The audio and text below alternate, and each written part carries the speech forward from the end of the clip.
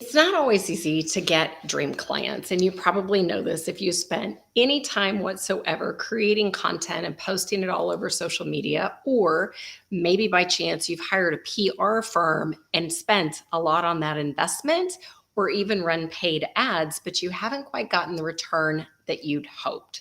Well, is it possible to land more dream clients without spending money on paid ads or dealing with messy algorithms?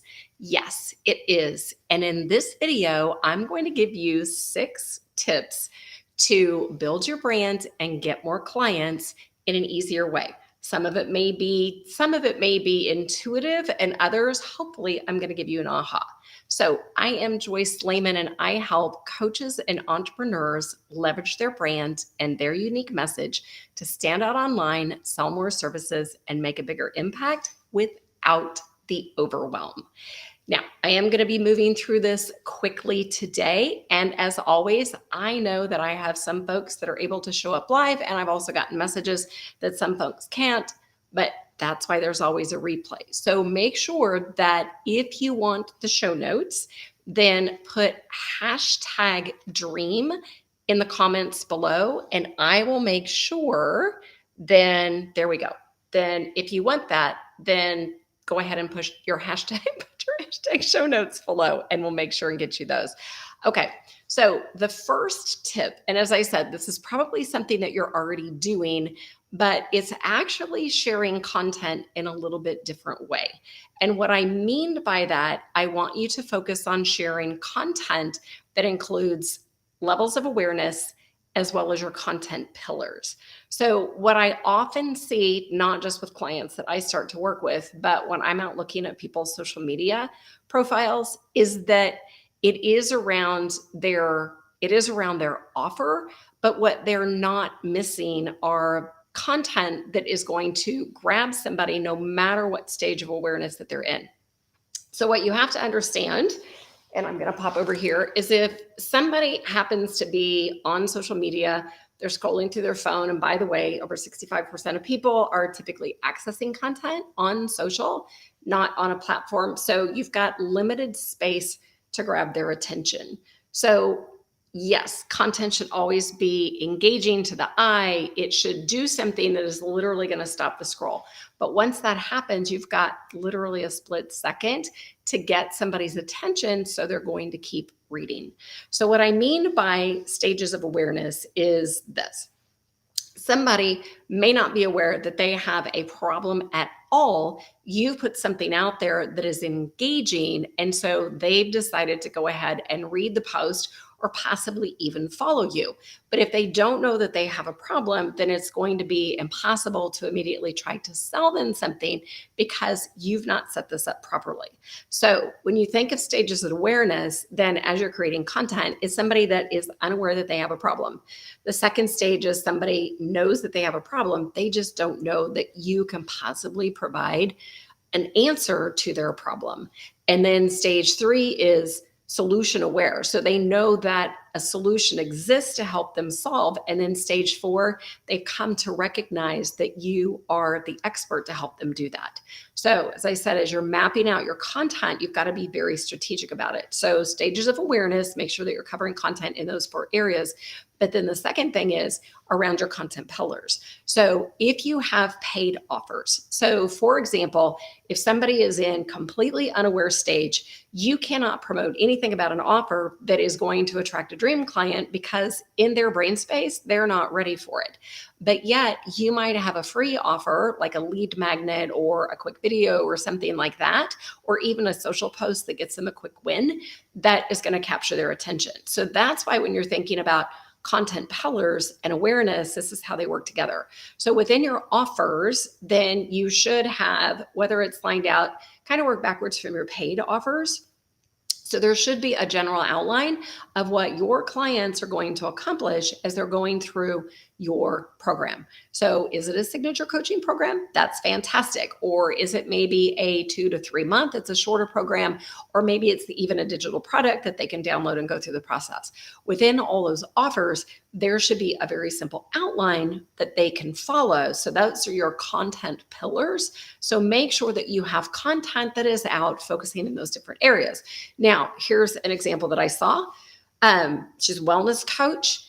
And even though she talks on far more than food, predominantly the posts that I see in her social feed are all about food. So the dilemma is if somebody comes in and they don't see that nutrition is part of their problem, but they need the mental side, they need the physical side, then they think she's a nutritionist. So always look at when you're creating content from the stages of awareness and where somebody's at. So that means you've got an overall content strategy.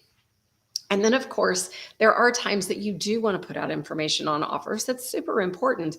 But if they're in a higher level of awareness, they know that they have a problem, it makes it easier for you to put an offer out there. But putting a link to a signature coaching program and they really haven't had a taste of you, it's going to be a harder sell. So that's why create your content and then figure out a way to nurture people once they begin to follow you. That's going to be step one to landing more dream clients. Okay, so second, this is one that is so often missed, is asking for referrals. So when I was more on the sales side in the corporate arena and working with companies, your fastest path to get to a new client is go to an existing client who's had an amazing experience and transformation with you, and then get referrals from them. But it's not as simple as, hey, I think you can help me out, and we're just, I need you to send me everybody that you know. It's not as easy as that. There is a 6-question client interview process that I have my clients go through with their existing clients, which actually accomplishes a couple of things. So first off, it finds out what their experience was like. It gets them information that they can actually use in marketing materials. And then it helps them to find out if this person might potentially be willing to give them a referral. If not, sometimes as you answer these questions, you're going to find there are clients that are not happy. But that's a great way that you can actually change processes. And on the other hand, if they are, you don't just want to say, send me people. You want to be able to guide them on how they should send you people. And you need to make it as easy as possible. So asking for referrals is huge. If somebody makes an introduction on your behalf to somebody, a decision maker, and maybe it's an individual who needs your services. In my situation before, back in my corporate days, the sales teams I was working with, they had to call on decision makers of companies. So it was a little bit harder sometimes to get to them. So part of it is if you make an introduction to somebody that has influence over a decision maker, and then you make it as easy as possible, it's going to make the referrals much easier for you to get. Okay, here's number 3 is guest blog post or podcasting. So part of it, when you look at the difference between posting content, and that's great, the bigger thing that you want to make sure that you include in your landing dream client strategy is this visibility component. And what I mean by that is you've heard the saying that, you can't be a prophet in your own land, or Will Rogers, it was, an expert is 50 miles from home with a briefcase. This held true so often for me when keynote speaking was a big part of my marketing push. It was also one of my main revenue streams because I would be hired by companies and associations, conferences all over the country to be a main stage speaker or a breakout session speaker. So think about this, because if you were to either guest blog for somebody or you were to guest podcast, then what happens is you end up having this person with their network or their list. They're introducing you, which, by the way, you've got to make sure that you give them a great bio and a great introduction so they don't just make something up on the fly. But when you have somebody that's got this other audience, first off, it increases your visibility. Secondly, it gives you another way to get to other dream clients. And you now have that credibility because you're speaking, and I use that in quotations, on somebody else's stage. And by the way, if speaking is your thing, I would always say, to reach out to your local chamber of commerce or local professional associations within your area, because you don't have to be a keynote speaker to get in front of other audiences. That's something else. I don't have that included as a tip, but if you think about guest podcasting or blogging, that's a cool thing. Quick tip, if you by chance want, there are a couple of Facebook groups that I can give you the links for. So if you post podcast, and here's the other reason why that you got to pay attention, either in the videos or when you grab the show notes afterwards, that I can direct you to, that if you don't have your own podcast, you can certainly go apply to be a guest for somebody else's podcast, which goes back to, you want to make sure that you've got a great bio and you've got a great overview written up about your content, what you would talk on, so they can easily say yes in that regard. So, all right, networking offline. In the last couple of years, you know that everything shifted from, in fact, I used to do 3 to 4 networking events, it would seem, every week, to then I had to shift to networking only online. Well, now's that great time where you can take these online relationships and you can actually translate them to offline conversations. So going back to, if there's local groups in your area, you are out, you're comfortable doing networking events, then this is where networking offline is a great way that you can potentially land dream clients, because you're going to be able to have conversations with people at events. You're going to be able to find strategic referral partners, not just clients that can refer you, but somebody else who is hunting in the same forest or fishing in the same pond, that you can also have those conversations and develop those relationships with those individuals as well. So that's why I do a little bit of research to find out what groups are available to you locally. In my second book, and I do not have a copy of my second book, but I'll make sure and I put a link in the show notes. In Your Connecting Advantage, you always want to research events in advance. You don't just want to show up at an event, because that can be a huge waste of time if it's not the event for you. So if you know somebody who's well connected in the community and you trust their expertise, then ask them what events that they go to. And as I said, different events are aligned for, some are very industry specific, and then others anybody can go to. So a chamber might be a fit for you. There's organizations like BNI. It just depends on your specific business and where you're looking at making connections. But the point is, get offline, make connections, and then going through and asking somebody. It's like, how often do they refer people? And I'm going to ask you the very same thing. How often do you make introductions? Because you can't go to somebody and network offline and ask for a referral if you're never giving referrals. That is so important. But I see people do that far too often, and then they wonder why they're not getting introductions back. We get what we give. At least that's according to my friend Bob Berg, who taught me everything I know about networking. All right. So leveraging your superpowers. This is another tip. So part of this is thinking about what makes you unique in the industry, your experience, your expertise. I see great content that people post online, but one of the best things that you can do is start sharing your story, start sharing your superpowers and what makes you unique.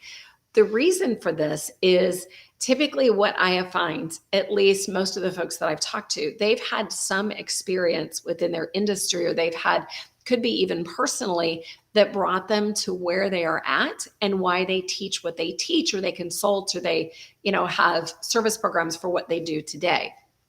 So if you understand who your dream client is and you've done the work to really identify the psychographics of your ideal clients or your dream clients, then when you're sharing your story in an authentic way, you're sharing your superpowers, then what happens is it tends to have that authentic connection with somebody, because they realize that you are the person that they can relate to because you've gone through the experience. So this is that nudge. If you're not doing live video, I'm going to challenge you to do live video. And it doesn't have to be like this. Yes, I go live pretty much every week. In fact, I almost didn't go live today because I am recovering from a super nasty cold, which I never get. And I got nailed last Friday. So I am now on day 5, and at least I have a voice today. But you don't have to do a live like this. It can be a very simple reel. Let's turn the phone in case it shows up. So it could be a very simple Instagram story, an Instagram reel. Facebook has stories, Facebook has reels. If you're on Pinterest, and by the way, Pinterest has been phenomenal for me. You've got idea pens that can be videos. If you're on TikTok, LinkedIn, you don't have to do a live. You can do a LinkedIn native video. But sharing your story, your superpowers via live video is a way that I say without dealing with pesky algorithms, if you're posting regular content, algorithms pretty limited. When you post video, you would be amazed. Like last Friday, I was actually cracking up. On Instagram, I shared a reel that I had my cat in my arms. I was going through my phone, clearing off, video, because it kept saying my storage was almost full. And Gabby was in my arms, and I had just recorded myself on a whim saying, sometimes when you have a deadline, a cat doesn't care. If you're an entrepreneur and you're dealing with a deadline, cats don't care about deadlines. Cats want time, when they want time. Funny thing, on Instagram, this simple reel that was, I think, 45 seconds has over 5,000 views as of today. I posted that same video on my private Facebook group, and I got 2 comments out of it. I had over 240 comments on Instagram for a 45-second reel. Now, that one happened to be around pets. It was unique and it was different to what I was doing, but I knew that having my cat's picture up there would grab attention. So if you're going to share a reel or a story, then this is where you can think about, if you want to get real and personal, and I have done that before, whether it be in free workshops that I've done, or even, with paid clients or short reels. It's like, if there's a facet of your story that that will connect, that's great. It's actually National Pet Week this week. It was Adopt Shelter Pet last week. So it's one of those things of trying to tie that into content. Though when I say leveraging superpowers, technically cats tie back to my superpowers, because I've either worked on nonprofit boards that are pet related. I've had animals my entire life. So that kind of loosely weaves in, but I wanted to do something that was going to get attention. So superpowers isn't necessarily about a cape, and how you're so much better. It's finding those nuggets of your story that make you relatable, that people can truly connect with. Okay. The last one is creating an opt-in or freebie. And I need to make sure I move through this, because I can tell that my voice is starting to get a little hoarse. So I do apologize. So a powerful way that you can attract dream clients is through an opt-in or a freebie. So I mentioned this early on in your first one when we're talking about stages of awareness and your content pillars. So anytime that you are putting out a freebie, then it should naturally lead to either a low, like a micro offer, or one of your paid offers. You can't put out a lead magnet and hope somebody's going to buy into your signature program. But the purpose of this, of attracting dream clients, is to give them a taste of the experience of what you do, something that they can download. It gives them quick wins. It's easy to put into action. And I do want to be very clear and specific on this. When you create a lead magnet, this is not a one-page PDF that I can go Google, that anybody can give me that information. That is not what we're talking about. It is spending some time. In fact, I just put together a new one. This is my new one, is my marketing checklist and calendar. This took me 4 hours to create yesterday, because it is chock full of information. So when you are creating a lead magnet or a freebie, then think about, if they're at that stage of awareness where they don't even know that they have a problem, what is that free piece of content that might get them interested of a problem that they think that they have? I know specifically when I do polls in groups is, first off, people don't see that they have a problem with their brand, even though they have significant issues with their brand. And that's the number one place we start in paid programs. It's not what I do in my free programs, because people don't think that's the problem. They either don't have a lead magnet or marketing or social media, something around content. That's their biggest pain point. So I create freebies that speak to that. Okay. So that's how your step 1 and your step 6 lead together, is with that lead magnet. It's focusing on a problem or a pain point that your ideal client or your dream client thinks that they have. And then if it is a juicy enough lead magnet and you give them quick wins and they're willing to give you their email address or they stay in a DM conversation to get it, then it gives you a chance to share additional content, not immediately turn around and pitch them a product or service, which I like to funnel hack. And so I go out and I download stuff and it's amazing. Sometimes I get lead magnets. I'm like, I'm blown away. They actually spent time. And other times I get this one page, it doesn't even look good. It's like a Word document. I'm like, why would I give you my information for this? So if you're going to do that, then make sure that it is juicy enough. And there is always going to be a way that you can share more content. In fact, I did a podcast on this of how to share value without giving everything away for free. So there is a great way to do that. All right. So also make sure, and I do have my notes, that you are including contact information on anything that you give away for free, because the last thing you want is for somebody to take that. If they happen to print it off because they think it's awesome, then they have another way to get in contact with you. So there is a great way that you want to structure those. All right, now I want to recap on this. So when you're thinking about 6 ways to land dream clients, then a big part of that is you're going to make a plan. You're going to put together a plan that includes all of these. So first off, you want to share content that is focused on awareness and pillars. Number 2, you're going to ask for referrals. Huge. If you don't ask, you don't get. And that's one area that I see all too often. Clients I work with, they've never bothered to ask for a referral. And they hope that somebody magically shows up. It doesn't work that way. Your existing clients do want to help you, but you have to ask first. All right. Number 3 is do guest blogging or guest podcasting. If speaking is a superpower, then figure out a way that you can get out there, or maybe it's even guest speaking for somebody else's event or somebody else's group. You can do a Facebook Live. There's lots of different ways to do that. Networking offline. The world's opening back up. You should always be focusing on building your network. No matter what you do, your network should include clients, potential clients, referral partners. My 4 best friends came from networking events, business events. So you never know where those opportunities are going to happen. Leveraging your superpowers. Number 5, been talking about that, ways to do that. And number 6 is you want to create some sort of freebie or opt-in. So if somebody is they're unaware, that stage of awareness, or maybe they're aware that they have a problem, then they can start to get into your ecosystem because they're engaged and they want to download that. So I'm going to pop this back up here. So if you, as I said, I have been flying through this. If you want to get the show notes, then put #dream in the content or content in the comments below. And I will make sure that I go back and check, since I stream on multiple platforms. All right. So part of it is inspiration without action. Yeah, that just doesn't work. So I would love to know which of these tips that you are going to implement first in your business. And if you know that marketing, you've got part of it figured out, but you're not quite sure what to do, then you can also put marketing checklist. And by the way, this link is going to be with the show notes. So that way you'll have access to this. But this runs you through daily and weekly marketing activities that every business owner must be doing if they truly want to expand their brand, increase their visibility, and land clients consistently. So with that, I hope you are having a fantastic week. As always, I appreciate your time for showing up. Apologize for the voice, but hey, it managed to make it. I've only gone 23 minutes.